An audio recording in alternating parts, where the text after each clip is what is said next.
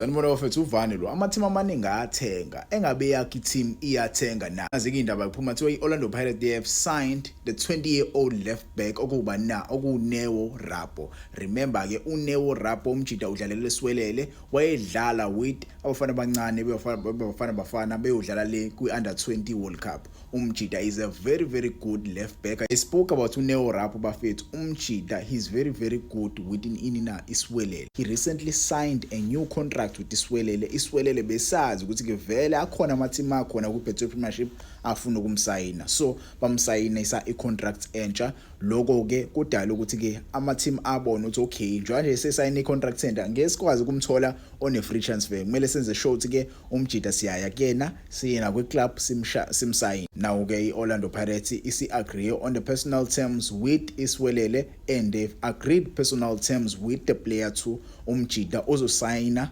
icontract uzojoina nje iOrlando Pirates kule season ezoqala. Yabo singesazi ke regarding abadlali abanjengo Dion Hoto, it looks like Dion Hoto now is another player who is likely to leave Orlando Pirates at the end of the season. Ngabe uzo retire singesazi, but ke mina ku Dion Hoto nginga retire right now. Sengiwinile iBetway Premiership with the club. I've spent isikhathi eside nayo ngizama ukuyiwina iBetway Premiership, so kungaba ukuretire okuhle kakhulu lo for ubani na uDion Hoto. So for iOrlando Pirates mina ngokwami I think this is a good signing for iOrlando Pirates, signing a very well experienced left back. Umjida usana 20 years old, but ke umjida une experience. Why ngithi une experience na sekwayidlalela iSuperSport United, yabo season yonke edlalela iSuperSport United, wadlala ku TTC yakhona, wadlala futhi with under 20. So umjida vele una experience ikhona, yabo he has been working with iswelele for a while now. So I trust ukuthi ke mefika kuOrlando Pirates uzofika afike abe start. Yabo ngiyazi bayobanga isikhala benondaba lapha, but ke mina ngokubona kwami afika kumjida uzofike nje khona yabo afite in.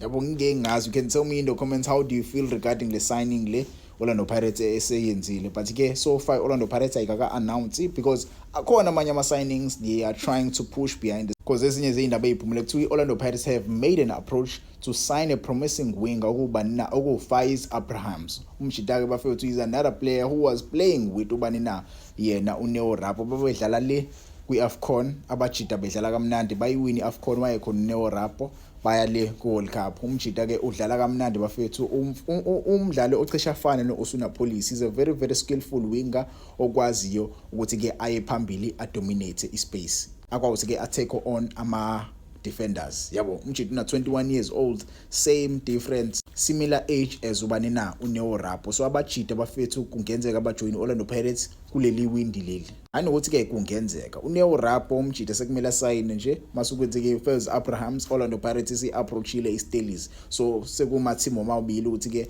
a decide ukuthi ke ngabe uyasigna yini. Yabo so far lama signing lawo omabili, so ngenze ukuthi ke kube yisigning yes6. Yabo because uNeo Rapo mase imsign uzoba isigning ngesingaki, uzoba isigning nges5 mase kuthi ke ubani na yena kube isigning nges6. Bakhona uMthiyane, bakhona obohlala enkwato, bakhona abozulu, bakhona abajida laba lumjida oqhamuka kwiswele luyangikhohle igama lakhe. So Orlando Pirates ibhizi ngempela iya recruiter ilanda more players to play for Orlando Pirates kule season ezayo. But ke kuyangithusa ukusayina kanje, ingabe Orlando Pirates kukhona yini abadlali ezoba dedela njoba nje iloke isayina more players kanje, because you know very well, yes I know there are those who are going to retire, there are those who are going to leave because of the contract, but ke are they going to sell some of the players? Yeah, asas kwezinye izindaba eziphumile bafethu Kaizer Chiefs announced namhlanje their new coach okuba na Fernando da Cruz, their new head coach. Umjida ke uzo take over with the Kaizer Chiefs. He will go to a pre-season and train the Kaizer Chiefs players. So kwi-season entsha nje expect new Kaizer Chiefs. Unga expect nje iKaizer Chiefs ojwayele ukuyibona sebe no coach omuhle.